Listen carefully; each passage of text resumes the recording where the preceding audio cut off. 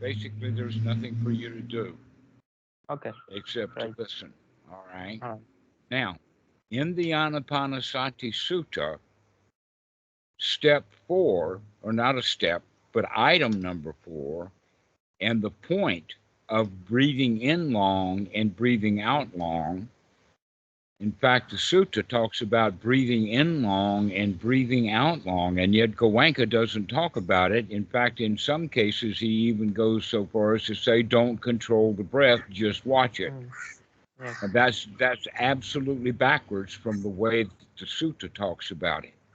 Mm. The sutta talks about it in the sense of taking long, deep breath on an in breath and long, deep breath on the out breath. Mm. Why is that? Because we're learning to control the mind, Mm. and the mind is controlling the breath. And if you just ordinary breathing and not watching very closely and not, let us say, having any stake in the game, not having any dog in the fight, then the mind will wander away very easily. But if you're actually paying attention to what the breath is doing, because you're actually manipulating the breath, then you can stay focused easier. Right. All right. The step 3 is what Goenka spends the most time on, and in the sutta it talks about investigating the body, to know the body, to have knowledge of the body. And yet he's doing it in a systematic way rather than the way that it's taught in the Satipatthana of watch what the body is doing. So if you're body scanning down to the elbows and your knee hurts, he says Mm. to go back to the elbows. Mm. Instead of paying attention to the important stuff, he wants you to go in a particular sequence. Mm. Yes. Yeah. Yeah. And what we need to do instead is pay attention to what's going on. This is why in the Satipatthana Sutta it talks about grasping, reaching, touching, moving the body. Where are your hands? What kind of facial gestures you have, and you become aware of what the body is doing. If the knee is vibrating, notice the knee is vibrating, jumping up and down, wiggling. Mm. Notice that. And the body scanning doesn't teach what we actually need to do. They're more interested in the technique. Yes. But even step 3 is not the point. The point is to relax the body. And so step 3 is actually to find what tensions, what problems, what darknesses, and all of that are in the body so that we can come to the point of relaxing the body. That's the whole point of the Anapanasati Sutta as far as the Kaya Nupassana or the body is concerned. Mm. And so now that I've explained it to you this way, you can say that, wait a minute, Goenka has missed the point. Yeah. Yeah. Yeah. Yeah. Well, I also feel it when I'm practicing the technique because I'm like, okay, I'm scanning, I'm observing sensation, I'm trying to be equanimous, but at some point, I feel like I'm just practicing another anapanasati, but with instead of the breath, another object, which is the sensations. But then I'm like, but if vipassana should be the step further, shamatha, so anapanasati, Right. That in fact why, the entire what, why am I feeling doing the same than shamatha? Somehow. I well, don't know if it's if if you're not relaxed, and in fact, by the time that the students are given the teaching of strong determination, and they're not mm, ready for it, they wind up being strongly determined to be in pain. yeah, yeah, yeah, yeah. All right, strongly determined to hold still when in fact the body is not ready for that. So the Yes. strong determination settings that Goenka have actually goes in the wrong direction, Mm, because the whole point is to relax the body, mm, to become comfortable, to become easy, because the whole teaching of the Buddha is to come out of dukkha, come out of your dissatisfaction, and there the students are sitting in great dissatisfaction. Yes, yes. Yeah. Mm. It is funny. It is. It's Yeah, yeah. downright humorous when you recognize that the Mm. much of the teaching of Goenka is downright wrong. Not Yeah, just because wrong, but harmfully wrong. yeah, because when you think about the middle way of the Buddha, that says you shouldn't be in the extreme of being in pain or being in total, let's say, ecstasy or blissful. It should be in the middle. And then in the Goenka, you're like, you should be equanimous with your pain because it rises and at some point it will passes away. Okay, right. And then you have sankharas rising, deep-rooted sankharas rising. And I'm like, yeah, sure, but I know this pain is because I've been sitting for many, many hours. Mhm. And this is not sankhara. This is just like physical pain, which is maybe linked Well, to some. it is Sankara, and hear Mm, how it is. People who are raised in the tropics, in mm, Thailand and in India, they sit on the ground. They sit yeah, on the floor. They sit on a mat. In Europe, they sit in chairs. They sit on furniture. yes, And the little babies are grabbed off the floor and put in chairs, even high chairs, to sit at the table with the adults, to where in Thailand, they put the food on the floor and sit down on the floor with it. So yeah, your yeah, whole life you have spent developing leg muscles in a mm, way that was not designed to sit on the floor. yeah, yeah, So, in fact, it is Sankara. It's the mm, old habits of how the legs are done, and mm, you're not now used to sitting on the floor. mm, yeah, And there's no reason for you to be uncomfortable. yeah, yeah, Here's a point: in some of the meditation retreats that you'll find in Thailand and in other places, they don't sit so long, mm, 30 minutes at the most. And yeah, yeah, even yeah, then, the students are advised that if there is any leg pain, to stand up, mm, to walk around, to walk it off. Do not mm, sit in pain. And yeah, yet, yeah, Goenka expects you to sit in pain. yeah, yeah, yeah. Yeah, that's All actually right. how I learned to practice through Zen because they do 30 minutes Zazen sitting and then they would do 30 minutes of walking meditation and they would Mm-hmm. go back on sitting and walking, sitting, which for me, I guess it's quite healthy. But yeah, in this Goenka frame, it's just all about being equanimous with your pain. It's okay, it will go away. But at some point, if you don't have any knowledge previously of practice, All right. it's really dangerous, I feel. You know? Yes, it Eh, is. I know of a number of yeah. people who can't sit at all because the leg pain is too tough. I Mm, even know monks who mm, cannot sit with other monks yeah. because they have never learned to sit correctly Yeah, yeah. by doing a gradual kind of thing. That in fact, it has the same analogy to going to a gym. And the Mm, beginner who goes to the gym, the first thing that a good uh, trainer. trainer will do is Mm, to give him lightweight dumbbells and yeah. have reps over and over and over again, short. But what a lot of the students want instead is to go to the dumbbells, the Yeah. barbells, and try to Yeah. lift 100 kilos, 100 pounds, more Mm, and more, straining themselves, hurting themselves.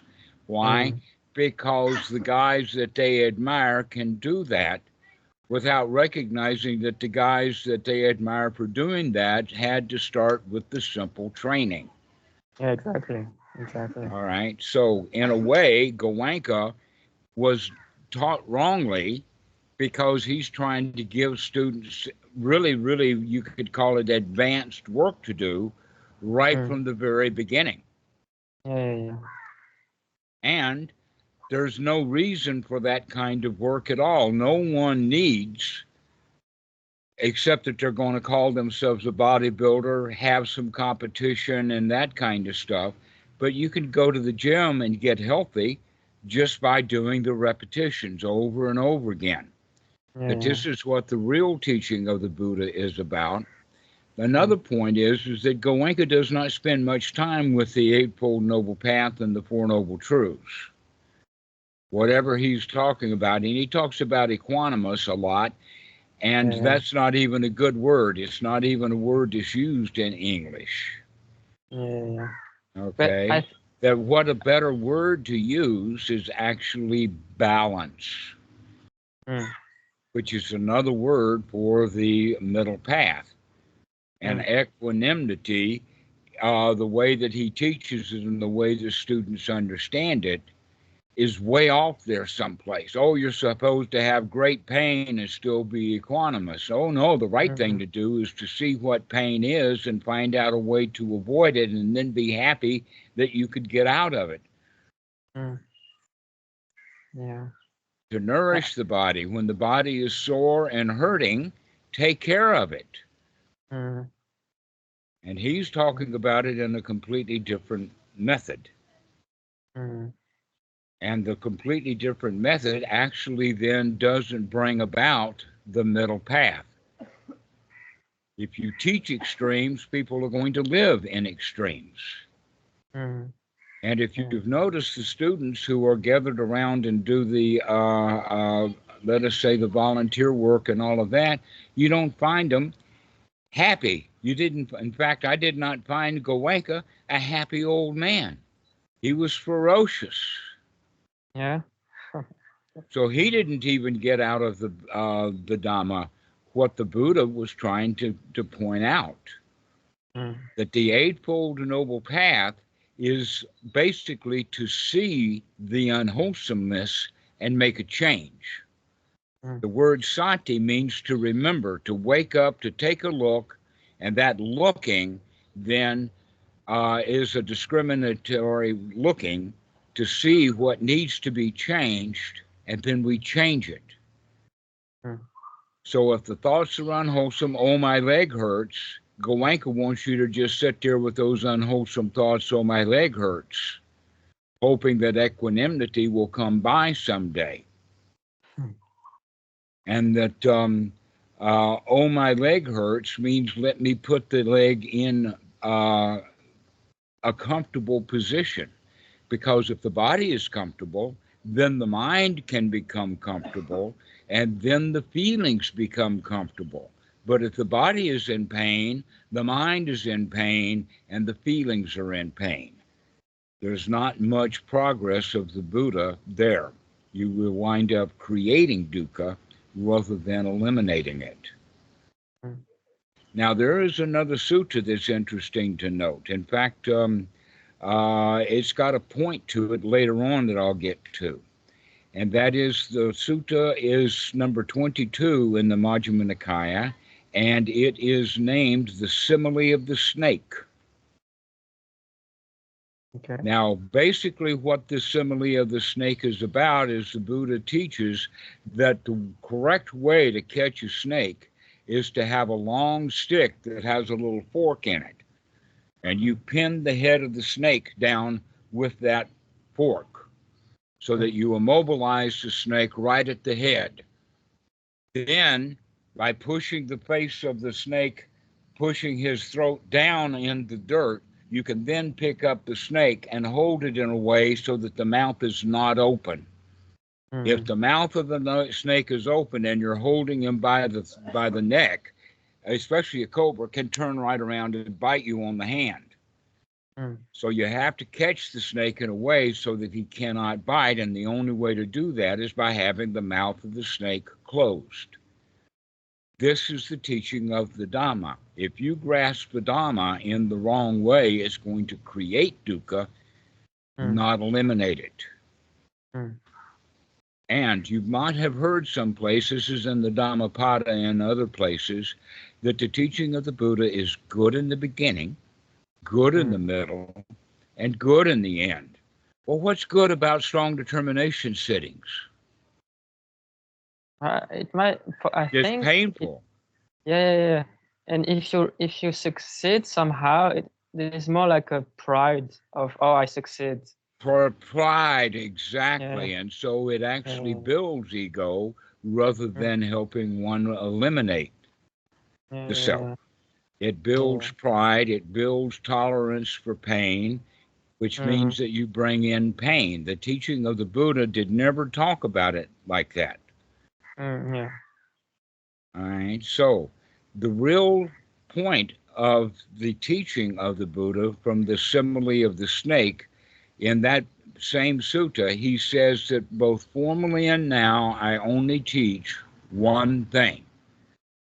The whole teaching of the Buddha can be summed up in 3 words: dukkha, dukkha nirodha, which means dissatisfaction can cease.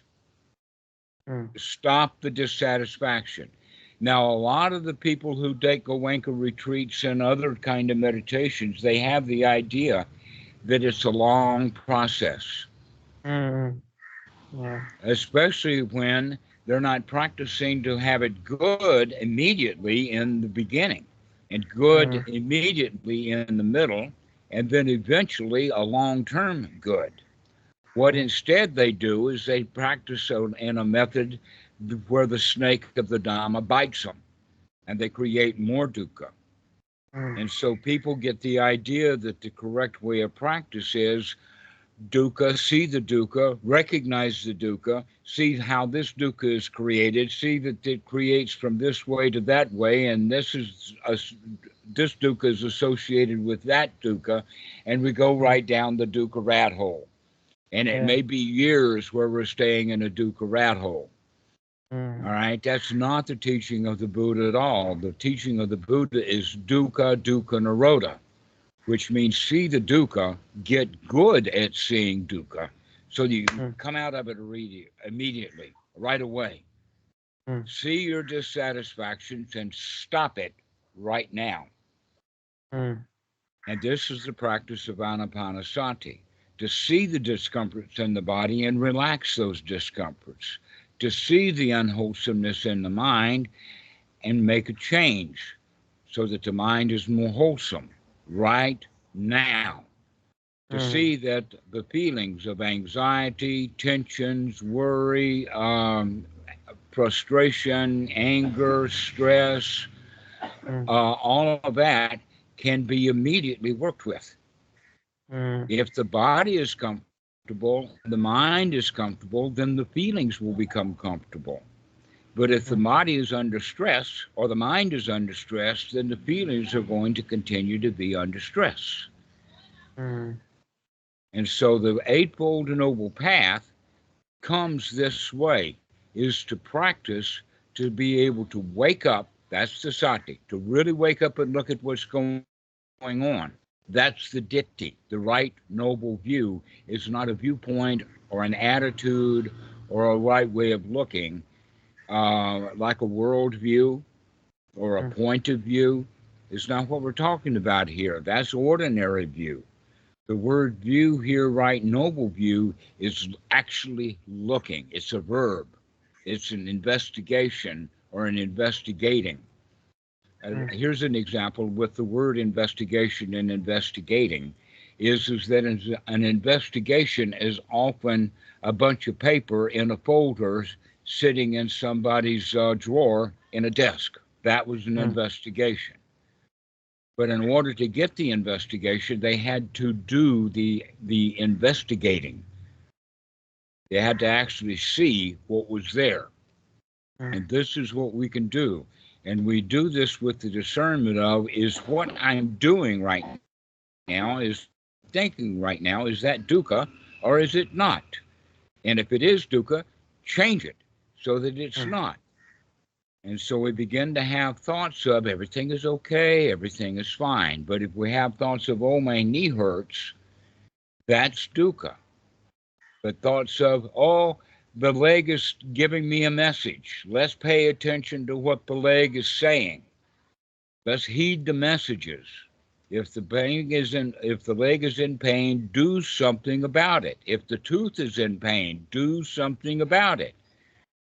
If the hip hurts, do something about it. If the neck hurts, do something about it, like hold the neck still, like a broken arm.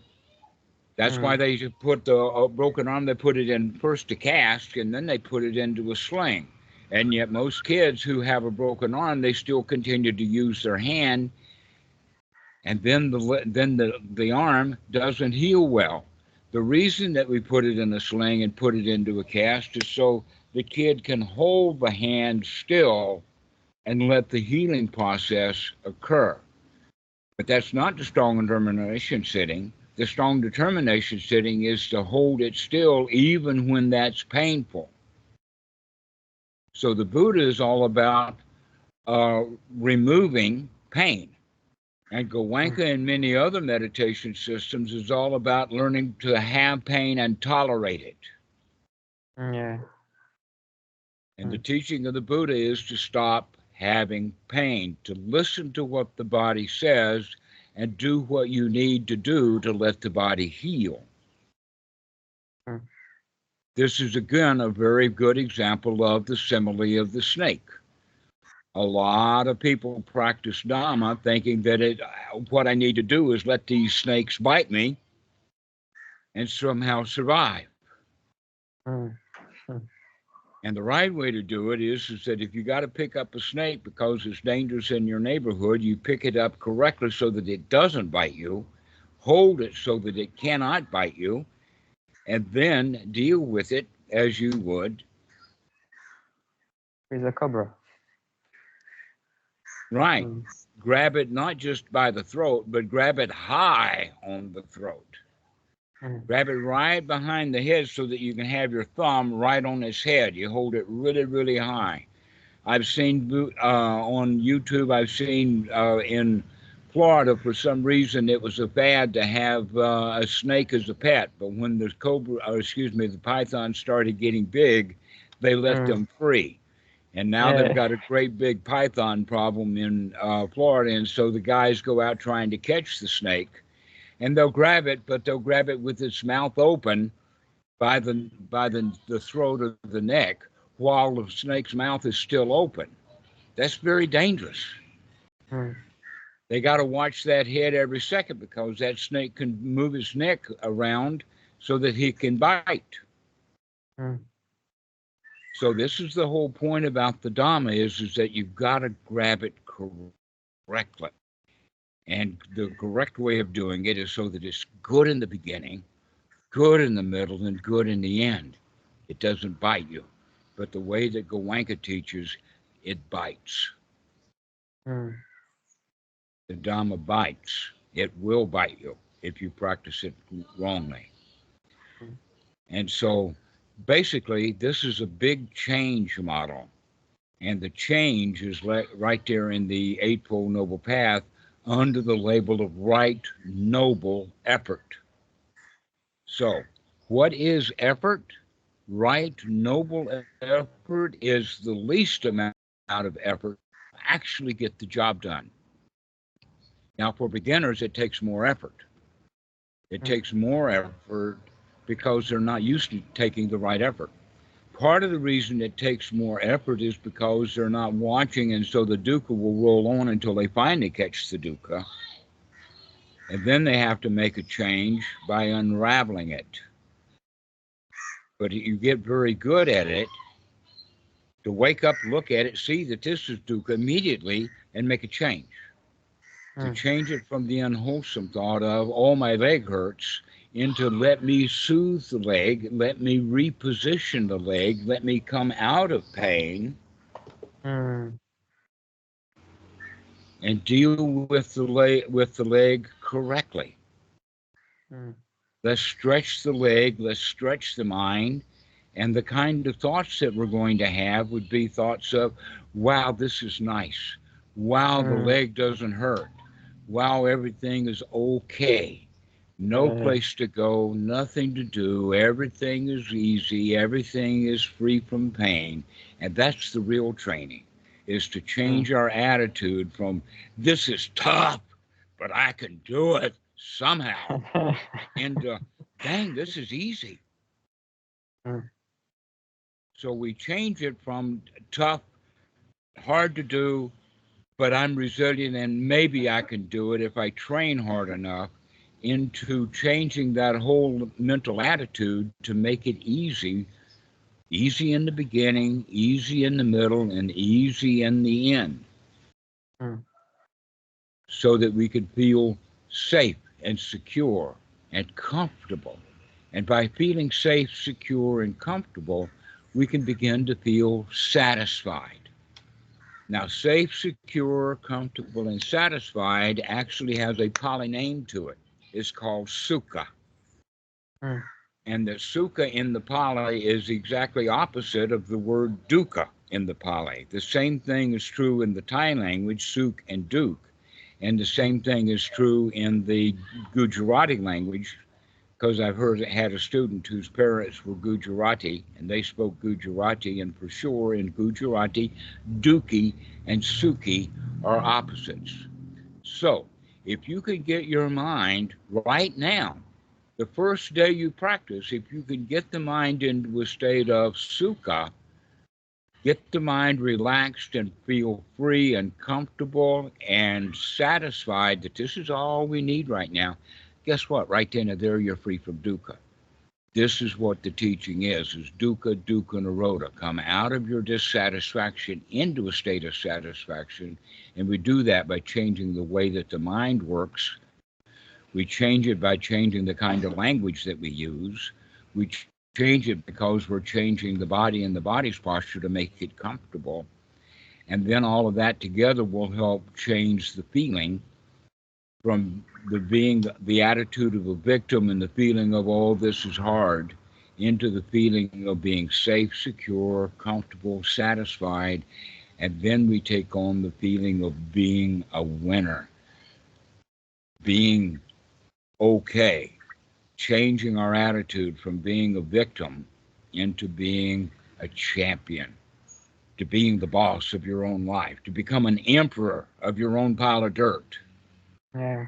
Mm. And it can be done, but we have to practice it over and over and over again. Why? Because the old uh, unwholesome thoughts, the old unwholesome feelings will come back. Can you catch it? Can you Mm. see it? Can you Mm. change it right then and there? This Mm. is the teaching of the Buddha, is specified right there in the suttas.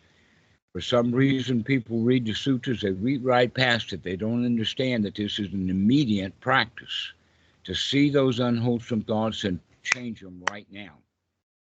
Mm. Yeah, that's one of the reasons I kind of got caught in what you were saying in the videos, because through what I've been reading, through many books, Mahayana Buddhism, Theravada Buddhism, it's all about this process, long process of getting to some certain point, and you should expect something, magical, like you were talking about the magic of Buddhism, but there's no such thing. It's just simple breath, watching, and what are you doing with what's going And on enjoying inside. your life, learning to Yeah, enjoy the life, this particular moment. It's not a yeah, long-term process, it's an immediate process, but you have to keep doing it over and over again. The mm, long term is just a series of right here, right nows. mm, And all you've got yeah, is right here, right now. What's your choice? You're going to choose to feel the way that you want to feel, or you're going to choose to feel the way that you're in the habit of feeling. mm, Your choice. mm, But you don't have a choice if you're not watching, if you don't know. yeah, So that's the whole point of looking. If you look at the dukkha, you could see it as dukkha and then change it. Right here, right now. Start having wholesome thoughts. The wholesome thought would be no place to go, nothing to do. Wow, I could just relax. yeah, Ah, I could just relax. yeah, And so we relax the body by doing long, deep breaths like this. mm, Just relax. Everything is okay. Everything is fine. Yeah, the thing that you're saying, like when you see some unwholesome thoughts like dukkhas, and you're like, haha, I see you. And Uh-huh. I actually tried this when I would see something, and it was funny because usually what I learn, it's like you shouldn't talk in yourself when you see something. It shouldn't be like, haha, I see you, just observe and let it go somehow. But since I tried this way of, oh, I see, and then I'm like, oh, okay, I see, and then it goes away. Like I'm like, okay, let it go. It's fine, you know. And but this is not But taught in that's the anywhere. change. The Yeah, letting yeah, it go is a yeah, yeah, yeah, change. That's the right noble effort. Is never mind. yeah, Let yeah, it yeah. go. But the thing is, I would already do this without uh, creating a sentence in my head, you know. But I think for most of people, it would be like helpful to just be okay by saying in your mind, like, oh, I see it, it's fine, let it go.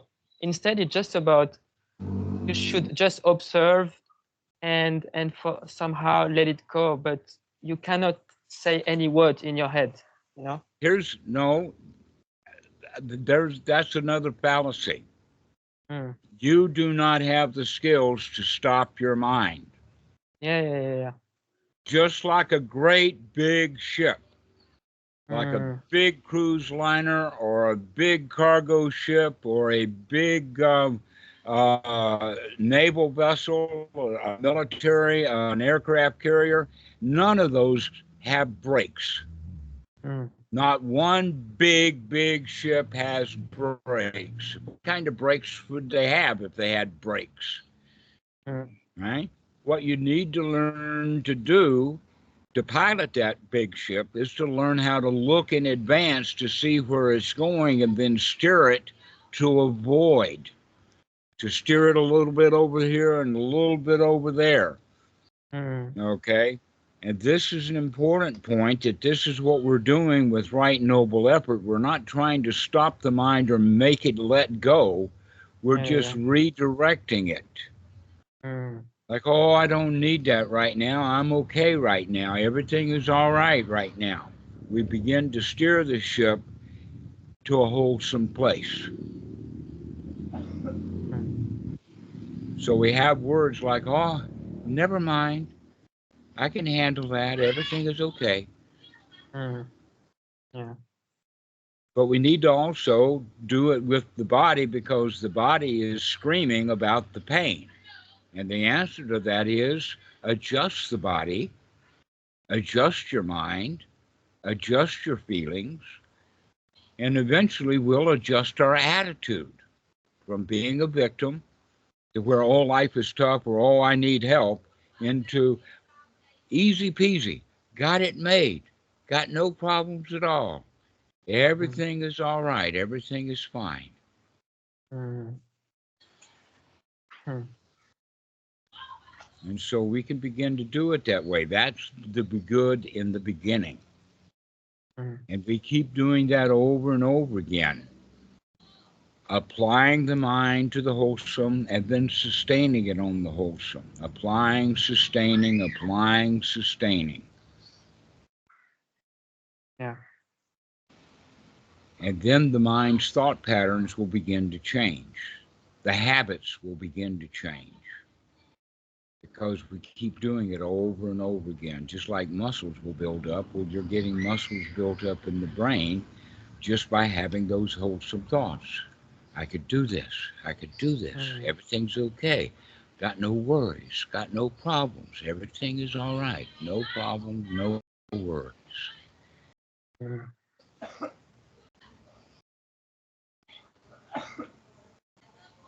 And when somebody is holding a snake the wrong way, they got to watch that snake every second. But if you're holding it correctly and you know you've got it correctly, the snake can't even squirm. It becomes docile also. So we have to make sure that we're grasping the Dhamma safely. And once we do, we can easily watch it. Yeah. So this is the practice. We do that over and over again. Right noble effort. These three things run and circle around each other. They run and circle around each other in the sense that sati helps us to look. To remember to look helps us to look. To looking helps us to see. And the seeing then will tell us what needs to be done. So the changes. And then practicing the changes over and over again and practicing sati and practicing the looking, they begin to work together as a team. They run and circle around each other is the way that it's talked about in the sutras, and the skills develop together. To remember, to take a look and to make a change. To remember, to take a look and to make a change. To look at the thoughts. What we used to think were wholesome now begin to look unwholesome. So we can begin to change even the wholesome thoughts to make them even more wholesome. I never heard of it. Even this wholesomeness to get it even more wholesome. Yeah. Well, maybe yes, I did in the Mahayana teaching, but it's not said the same way, I guess. It's not as simple and practical. All right. Well, let's bring this talk to a close. And you can learn to go practice a bit. Are you going to call me back? Yes. All right. Yes, at some point. Okay. I would recommend about a week. Go practice about a week. Get it going and then call back again and we can go a little bit deeper, a little bit more sophisticated. Once you begin to get, we can learn to apply those skills. All right. So and one of the most important things is to come out of the wrong practice that you've been practicing with Goenka and start in having correct, wholesome practice. Well, the one thing is that the practice that I started with Goenka is like half of my practice, because for me, Anapanasati was always my main practice. The Vipassana technique that I learned is kind of new for me. But well, guess what? We're doing Vipassana right now. I know that. Looking at what it is and making a change. What's the point of Vipassana? What do you think it means? No, that's the thing that I get confused, because for me, there was like, but at some point I feel in Anapanasati, I'm just doing the same than with the Vipassana technique, but the Vipassana technique is so like over exaggerated, I guess. Yes, exactly. They expect too much of it, and not only that, but what's the point of having an insight if you don't make a change? So you wind up having same old stupid insights over and over again, and you never get anywhere. Yeah. You're looking for a great big giant insight, and then maybe things will change. Well, the only thing that's going to change is your behavior about making decisions to make a change. That you can put your hand in the fire and find out that there's a big insight to find out that fire is hot. And then you put your hand right back in the fire again, and it's hot again. Two insights. Big insight. And then you put your hand right back in the fire again, and now you've got 3 insights that the fire is hot. What's the point? There's no education in the second kick of a mule, they say. There's no education in the second burning of your hand. If you're learning it the first time. So insight is basically the point that it takes to make an actual change. And not all this mystical practice that you can read in Mahayana or in Theravada. So would you advise me just to keep practicing like 15-minute session multiple times in the day? Yeah, okay. All right. But I recommend doing it often during the day. 6 or 8 times a day. Because you're out traveling, you've got nothing, you've got no job So Exactly. do it when you wake up, do it when you go to sleep, doing it while you're eating, doing it while you're traveling, doing it while you're on the bicycle, doing it while you're sitting. Yeah, every time. Every time. Every time you remember. Yeah. And Okay. the more you do it, the more often you'll remember. Right. Okay? All right. Well, Okay. we'll see you later. All right. Thank you very much. It was nice Okay. to meet you. See Skype too. Join the groups. Yeah, We I got will. Sangha groups. Yeah. Okay. Great. I will. We'll see Okay. you. Bye-bye. Bye. Take care.